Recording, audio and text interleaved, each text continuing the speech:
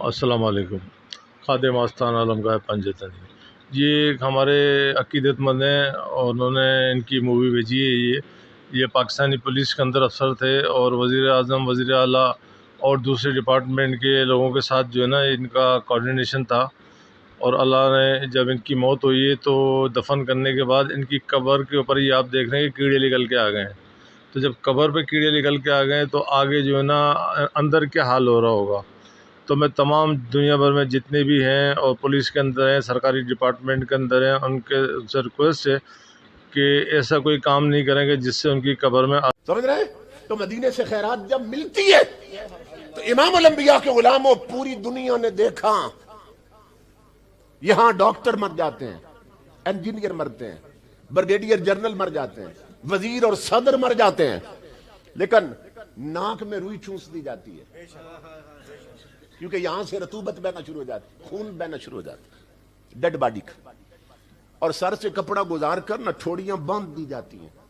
کیونکہ منہ کھل جاتے ہیں اور ٹیڑھے ہو جاتے ہیں، اور یہاں سے رطوبتیں بہنے لگ جاتی۔ آپ نے ہزاروں دیکھے، مگر وہ مرد مجاہد جو جیا تو مصطفیٰ کی عزت کے لیے اور مرا تو مصطفیٰ کی عزت کے لیے، 3 دن تک جنازہ پڑا رہا، نہ ناک میں روئی ٹھونسی گئی، نہ یہاں سے کپڑا باندھا گیا، اور 3 دن کے بعد جب جنازہ اٹھا ہے تو اس عاشق رسول کا چہرہ گلاب اور موتیے کو بھی شرما رہا تھا۔ تو آقا بتا رہے ہیں ہم خیرات یوں دیتے ہیں۔